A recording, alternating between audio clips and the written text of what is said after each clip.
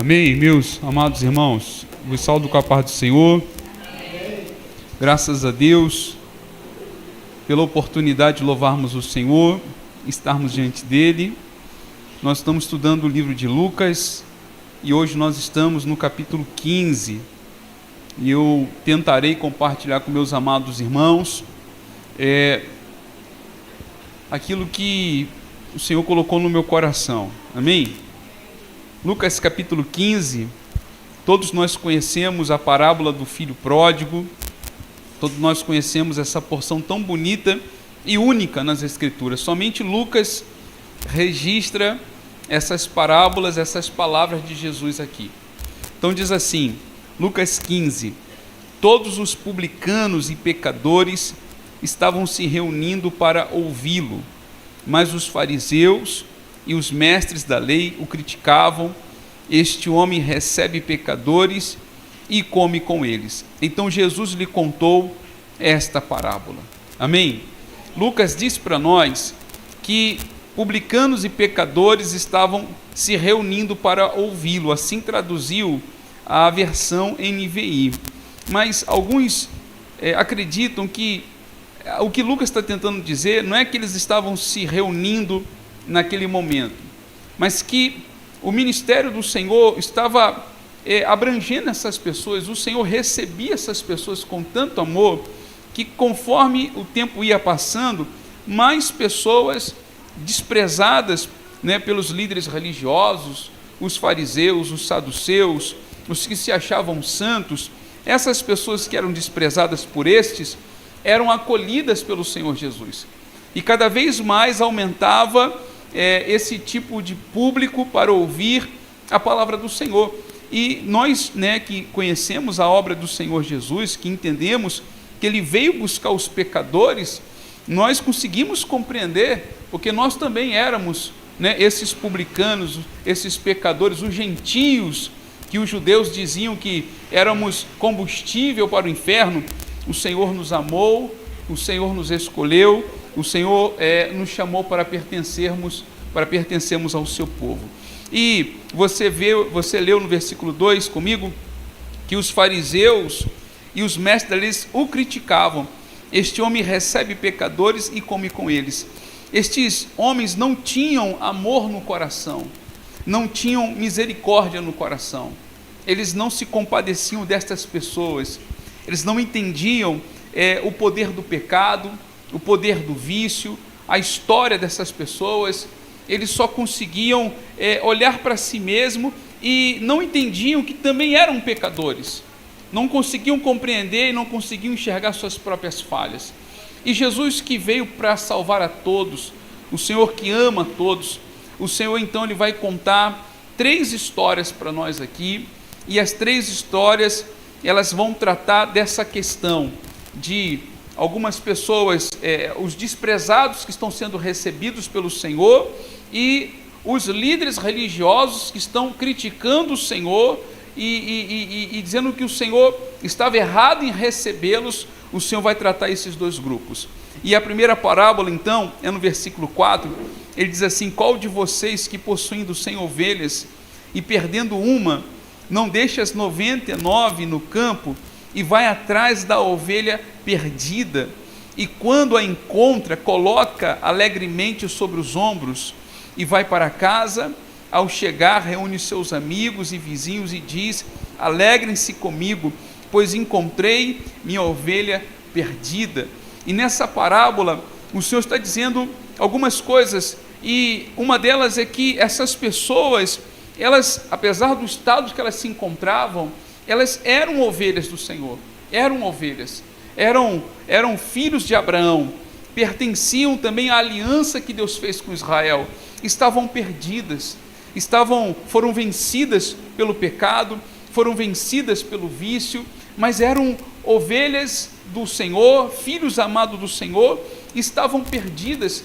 E o Senhor está dizendo que se eles que criavam os animais iam em busca daquela que se perdeu, Ele também estava indo em busca das ovelhas perdidas, porque para o Senhor todos são importantes, porque para o Senhor cada filho, cada história, cada um que Ele escolheu, cada um que Ele separou para ser dele, é importante, são importantes.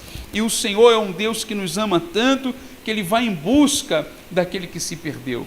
E o Senhor está dizendo para aqueles líderes: vocês também deveriam ir em busca dessas pessoas que se perderam. E nós também temos a exortação nessa noite: devemos ir em busca das ovelhas que se perderam, devemos ir em busca da ovelha perdida.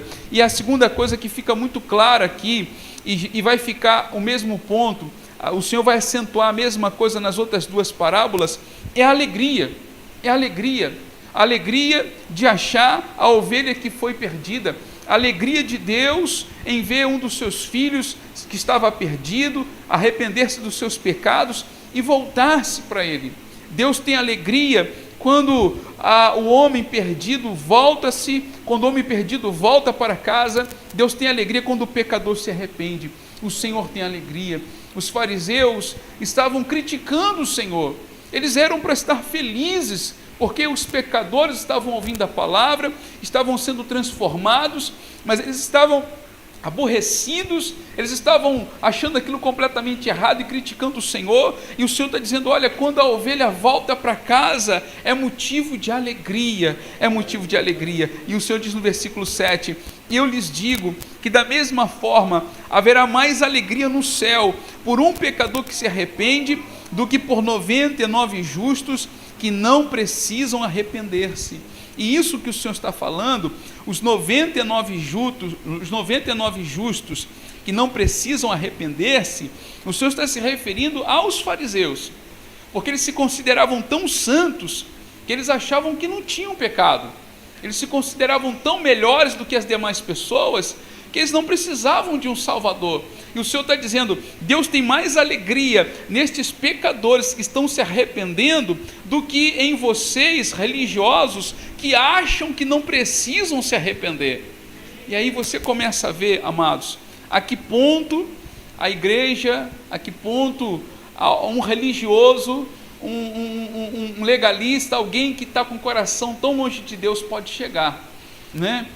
O Senhor está dizendo: olha, Deus tem mais alegria no culto que está acontecendo aqui, onde a igreja está cheia de publicanos e pecadores e meretrizes, do que quando vocês se reúnem achando que vocês estão prontos, preparados, quando vocês se reúnem não enxergando seus próprios pecados. Deus tem mais prazer nesse culto, tem alegria diante dos anjos, tem alegria diante de Deus.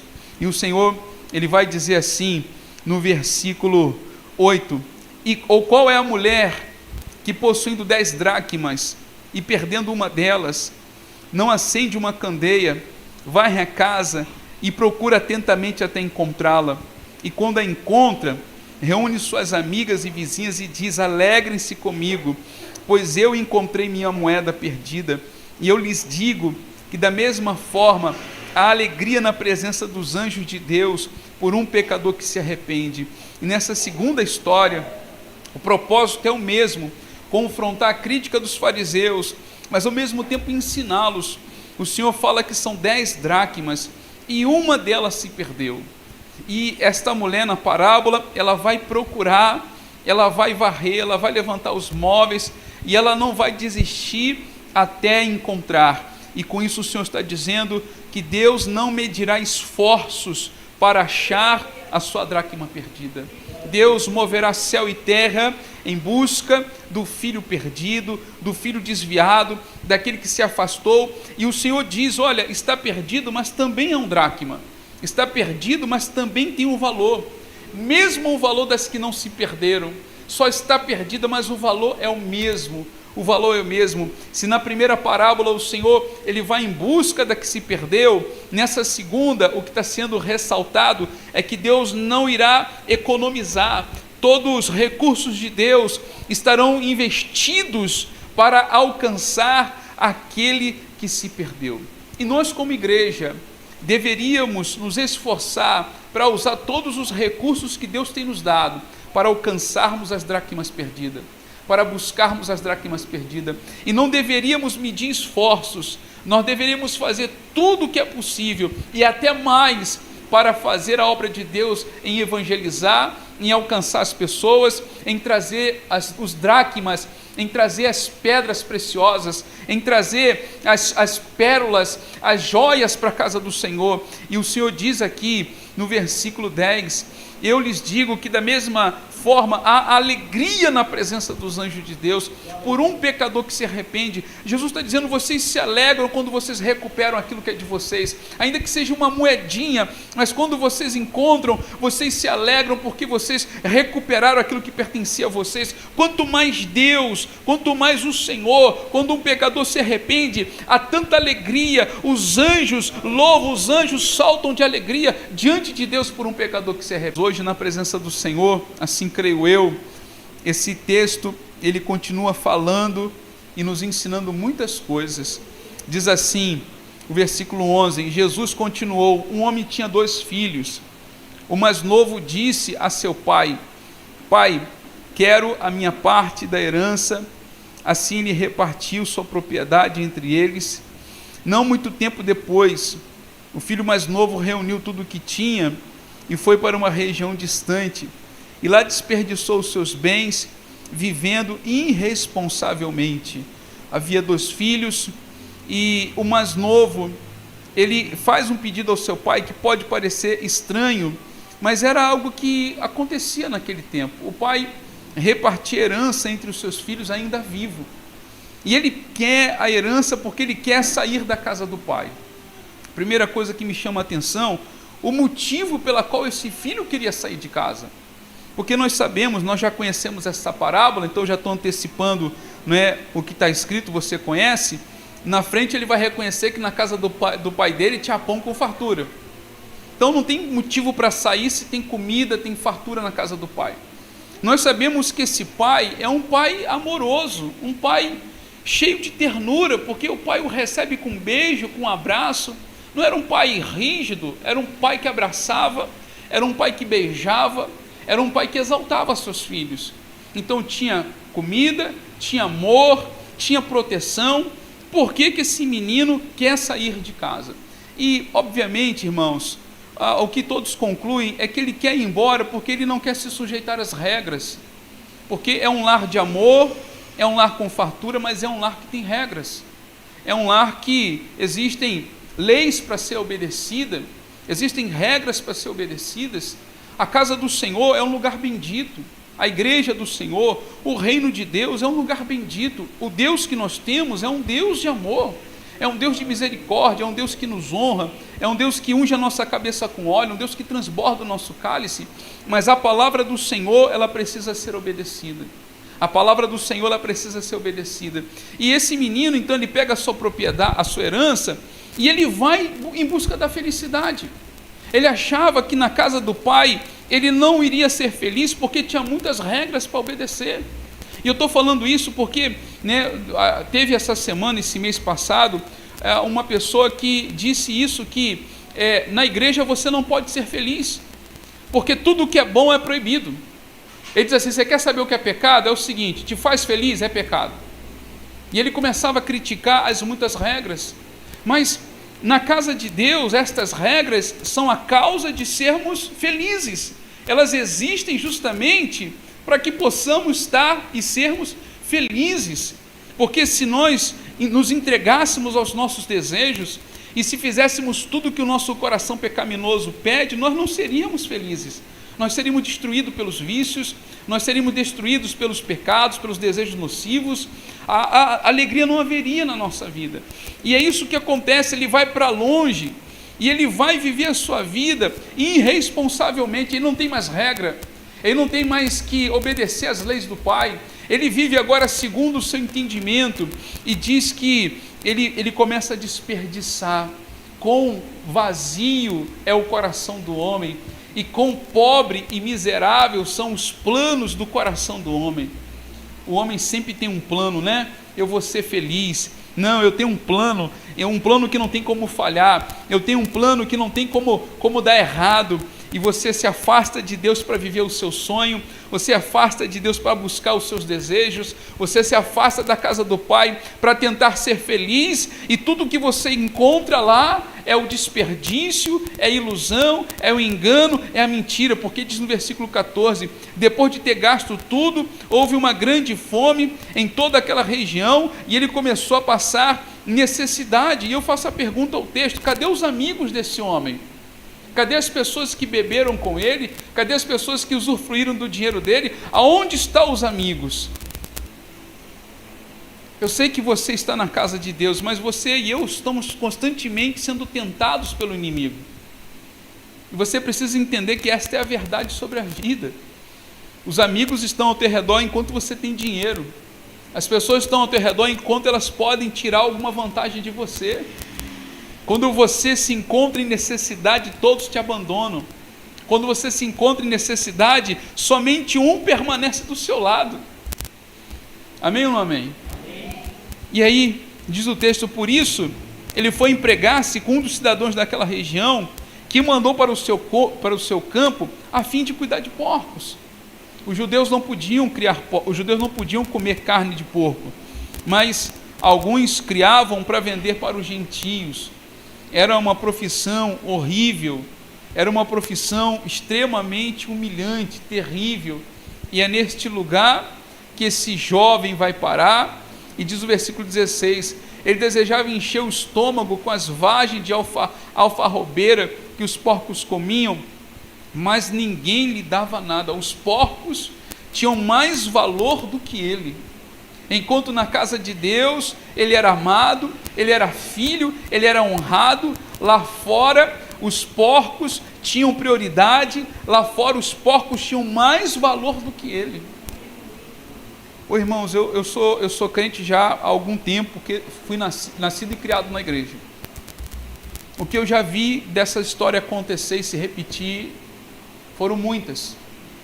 Pessoas que tinham a sua família, pessoas que eram abençoadas, estavam na casa do Pai, eram obreiras, serviam o Senhor, tinham alegria, mas porque ficaram ansiosas, porque ficaram afobadas, porque se descuidaram da vida espiritual, se desviaram, se afastaram e perderam tudo, e chegaram a um ponto que ficaram no fundo do poço, na sarjeta. E diz o texto, para mim, a parte mais importante dessa parábola, que é o versículo 17, caindo em si, ele disse: quantos empregados de meu pai têm comida de sobra, e eu aqui morrendo de fome? Isso sempre me faz refletir que este menino, ele precisa chegar neste ponto, onde estava quase morrendo de tanta fome, para ele então compreender que era preciso voltar para a casa do pai, caindo em si. Esse caindo em si é que me faz refletir sobre a dureza do nosso coração, sobre a obstinidade do coração do homem. Nós somos tão duros de coração que é preciso chegar nesse estado para reconhecermos que erramos, para reconhecermos que precisamos voltar. Não era para ser assim. Assim que acabou o dinheiro, assim que a primeira porta fechou, opa, isso não vai melhorar, isso só vai piorar, eu vou voltar para a casa do pai. Isso não vai melhorar, isso só vai piorar. Eu preciso voltar para a casa do pai, eu preciso voltar para a casa do meu pai. Agora, preste bem atenção, muitas pessoas retornam para a casa do pai porque estão sofrendo, e elas querem vir para a casa do pai para parar de sofrer. Elas não estão voltando para Deus, elas estão voltando para comer pão, estão voltando para saciar sua fome, e assim que forem abençoadas, voltarão de volta para o mundo, voltarão de volta para longe do pai.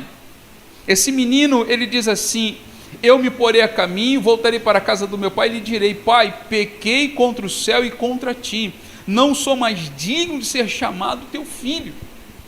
Ele entende a gravidade do seu pecado, ele entende que a sua atitude o destituía da posição de filho. O pai nunca disse para ele: você não é mais meu filho. Nunca ninguém disse para ele: olha, você não mais pertence a essa família. Mas ele entendia que a gravidade dos seus erros, que a gravidade do seu pecado era tão grande, que ele mesmo se coloca nessa condição: eu não sou digno mais de ser chamado filho de meu pai.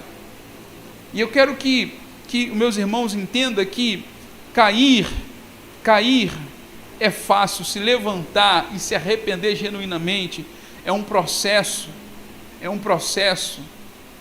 que nem todos conseguem atravessar, nem todos conseguem esperar o arrependimento verdadeiro, nem todos conseguem chegar ao ponto de arrepender-se verdadeiramente dos seus atos, verdadeiramente das suas escolhas. As pessoas estão querendo comer comida de porco e ainda se acham com a razão. As pessoas estão num estado de terem menos valor do que os porcos, mas ainda se mantêm orgulhosas, ainda dizem: o culpado foi o pastor, o culpado foi a igreja, o culpado foi o fulano, foi o ciclano, o culpado foi o diabo. Continuam cegas, continuam achando que tem ainda algum direito. Não temos direito. É preciso voltar-se para a casa do Pai com o coração genuinamente arrependido e quebrantado. Não adianta voltar para comer pão, é preciso voltar para o Pai genuinamente arrependido e quebrantado. É um arrependimento sincero: eu não sou mais digno de ser chamado filho. Eu vou pedir que ele me trate como um dos seus empregados. Eu vou pedir, quem sabe ele me aceita como um dos seus empregados. E diz o texto a seguir: levantou-se e foi para o seu pai. Estando ainda longe, o seu pai o viu e, cheio de compaixão, correu para o seu filho, o abraçou e o beijou. O filho lhe disse: pai, pequei contra o céu e contra ti, não sou mais digno de ser chamado teu filho. Mas o pai disse aos seus servos: depressa, tragam a melhor roupa, vistam nele, coloquem um anel no seu dedo e calçado nos seus pés. Esse menino volta maltrapilho, seminu. Esse menino volta sem a sua autoridade, pois não tinha mais o anel. Esse menino volta com os pés sangrando, porque não tinha mais calçado nos seus pés. Isso fala para mim quão difícil é levantar-se depois de ter caído. Nós falamos que Deus restaura, nós falamos de restauração, mas parece que as pessoas estão banalizando o pecado justamente porque elas acham que levantar-se e ser restaurado é fácil. Mas não é. Às vezes você vai ter que trilhar um caminho duro para voltar para a casa do Pai, para aquela posição que você não deveria ter saído, um terreno que vai fazer seus pés sangrarem, um terreno que vai te causar dor e sofrimento. A restauração, ela acontece, o perdão de Deus é uma promessa, mas nós precisamos evitar de cair. Precisamos lutar para não cairmos, para não sairmos da casa do Pai. Mas esse texto diz que se nós cairmos, existe um Pai que está olhando para o horizonte, existe um Pai que nunca se esquece de nós. É isso que Jesus está dizendo: olha, fariseus, vocês estão desprezando essas pessoas, mas eles são os filhos pródigos, eles estão retornando, estão com os pés sangrando, eles estão precisando de vestimentas espirituais. O Pai cheio de compaixão. Esse é o nosso Deus, esse é o coração do nosso Deus, irmãos. Os líderes, os mestres da lei conheciam toda a lei de Moisés. Eles faziam tantas cópias da lei de Moisés que sabiam, quem sabe, recitar todo o Pentateuco sem ter a Bíblia na mão. Mas não é porque conheciam muito a Bíblia que o coração deles era igual ao coração de Deus. Nós temos que tomar cuidado com isso. Às vezes estamos dentro da igreja, conhecemos os hinos, damos glória a Deus, mas o nosso coração não é igual ao coração do nosso Pai. E o nosso coração tem que ser que nem o coração do nosso Pai. O coração do nosso Pai é um coração cheio de misericórdia para aqueles que caíram. O coração do nosso Pai é cheio de amor para receber os filhos que estão retornando à sua presença. E aí, se eu disse que a restauração é difícil, eu preciso dizer para você que a restauração é possível e que Deus, Ele restitui e faz na nossa vida essa obra de restauração. Porque ainda Ele não tinha terminado o discurso, o Pai depressa o beijou e o abraçou, dizendo: eu te recebo de volta, meu filho. E o Pai restitui a posição dele de filho, colocando um anel no dedo dele, calçando os seus pés e vestindo o seu filho. O texto diz: traga um novilho gordo, mate-nos, vamos fazer uma festa e comemorar. Uma coisa que a gente não entende é a bondade de Deus. Deus demonstra a sua bondade com quem Ele quer. Às vezes ficamos ressentidos porque o irmão está sendo mais abençoado do que nós. Às vezes ficamos chateados porque o pai está dando coisas melhores para o nosso irmão do que para nós. Mas aquilo que é de Deus, Ele dá a quem Ele quer. E Deus resolveu, o pai nessa parábola resolveu matar o novilho gordo e para comemorar a volta do seu filho. Ele estava muito alegre porque o seu filho estava morto, reviveu, estava perdido, foi achado. Mas diz aqui no versículo 24, né, ele diz no versículo 24: pois este meu filho estava morto, voltou à vida, estava perdido, foi achado, e começaram a festejar. Enquanto isso, o filho mais velho estava no campo. Quando se aproximou da casa, ouviu a música e a dança. Então chamou um dos servos e perguntou-lhe o que estava acontecendo. Este lhe respondeu: seu irmão voltou, e seu pai matou o novilho gordo, porque recebeu de volta são e salvo. O filho mais velho encheu-se de ira e não quis entrar. Então seu pai saiu e insistiu com ele. Mas ele respondeu ao seu pai: olha, todos estes anos tenho trabalhado como escravo a teu serviço e nunca desobedeci as tuas ordens, mas tu nunca me deste nenhum cabrito para eu festejar com os meus amigos. Mas quando volta para casa esse seu filho, que esbanjou teus bens com as prostitutas, matas o novilho gordo para ele. Ele não queria entrar. Esse jovem não tinha o coração que nem o coração do pai. Ele não amava seu irmão como o pai amava aquele menino. Ele se ressentiu porque o irmão foi embora. Ele pensou: bem feito que você foi embora, você tem que sofrer e amargar as consequências do seu pecado. Ele diz para o pai: veio esse teu filho. Ele não diz: veio o meu irmão, ele diz: veio esse teu filho. Ele é teu filho, ele não é meu irmão. E ele fala: ele gastou com as prostitutas. Ele estava lá? Ele estava lá para ver o que o irmão dele gastou? Mas ele está dizendo, ele já está julgando o menino, né? Ele está falando: não, ele gastou com as prostitutas, ele fez tudo de errado. E ele não queria entrar. Ele não queria entrar. O pai disse assim: meu filho, você sempre está comigo e tudo que eu tenho é seu.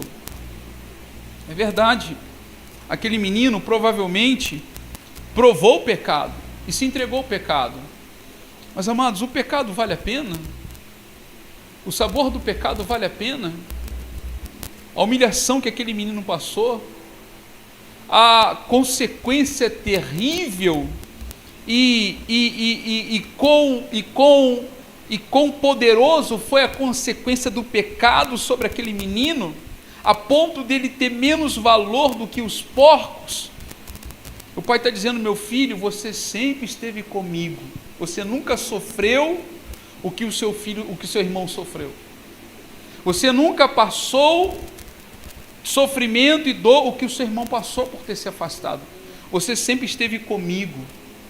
Eu não matei o novilho para você, meu filho, mas eu sempre esteve aqui, todo dia te abraçando e te beijando e te ajudando ao seu lado. Tudo que eu tenho é seu, porque o seu irmão já usufruiu da herança dele, tudo que tem aqui é seu. O seu comportamento não é um comportamento de um irmão que deveria ser.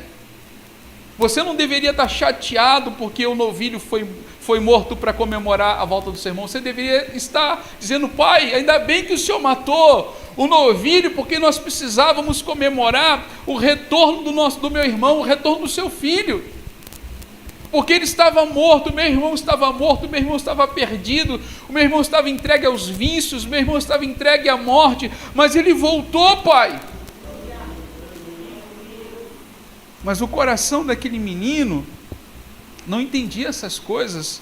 O versículo 32 diz: mas nós tínhamos que comemorar e alegrar-nos, porque este seu irmão estava morto, voltou à vida, estava perdido e foi achado. E o Senhor está dizendo para os fariseus: vocês não eram para me criticar, vocês eram para se alegrar, era para vocês estarem fazendo festa comigo. porque estes filhos de Deus estavam mortos, mas agora que estão crendo na minha palavra, estão passando para a vida. Estavam perdidos, mas agora que voltaram-se para mim, foram achados, recolhidos e recebidos diante de Deus. Agora, irmãos, quem de nós não tem pecado? Nós constantemente somos esses dois personagens. Uma hora o filho pródigo, uma hora o filho que ficou em casa. Não que nos desviemos completamente, mas constantemente precisamos ser restaurados pelo Senhor e recebido pelo Senhor. Nós sabemos que Jesus, o Cordeiro de Deus, o novilho cevado, foi morto para que pudéssemos estar diante do Pai. E com isso o Senhor, Ele traz alguns ensinamentos para a igreja. Primeiro, a igreja precisa ter um coração que nem o coração do Pai, que nem o coração de Deus. A gente passa pelas pessoas perdidas, nós passamos pelas pessoas que estão nas sarjetas, e eu não sei se você pensa, se pensamos ou não, mas a verdade é que se Jesus estivesse passando ali, eu acho que o Senhor não passaria direto. Se o Senhor passasse no meio dessas pessoas que ficam sentadas nas esquinas, tomadas pelo vício da bebida, eu tenho certeza que o Senhor ia parar para falar alguma coisa para eles. O Senhor ia parar para conversar com eles, sabe? Nós precisamos orar e pedir que o Espírito Santo nos dê este coração, um coração segundo o coração de Deus. A gente precisa tomar cuidado para não nos tornarmos egoístas e vivermos achando que Deus, Ele existe para satisfazer nossas vontades. Parece que o mundo gira em torno de nós, não tem mais ninguém que Deus ama. Você sabia que Deus ama outras pessoas igual a você? Você sabia que existem muitos filhos de Deus que nessa noite estão orando, também precisam tanto da bênção quanto você? E Deus ama todos eles, igual ama você? É preciso ter um coração que compreende o amor do Pai e que não inveje a bênção, ou que não reclame, porque Deus está abençoando fulano e não está abençoando você. Em outra parábola, o Senhor dizendo que os últimos serão os primeiros, o Senhor contando a parábola do trabalhador, dos trabalhadores que foram contratados, né? Um na primeira hora do dia e o outro na última hora do dia, e o salário foi igualado. Os que foram da primeira hora reclamaram porque o salário foi igualado. E na parábola, o dono da obra diz assim: olha, você se incomoda porque eu sou bom? Eu não posso fazer com aquilo que é meu, o que eu bem entendo? Deus não está tirando de você a tua bênção para dar para o outro. Ele quer dar mais para o outro do que para você. Ele não pode fazer isso? Ele não pode abençoar mais o ciclano e o beltrano do que você? Ele faz o que ele quiser. Agora, ouvir isso, amados, não é uma coisa que você gosta de ouvir. Você quer que Deus abençoe mais você do que o outro.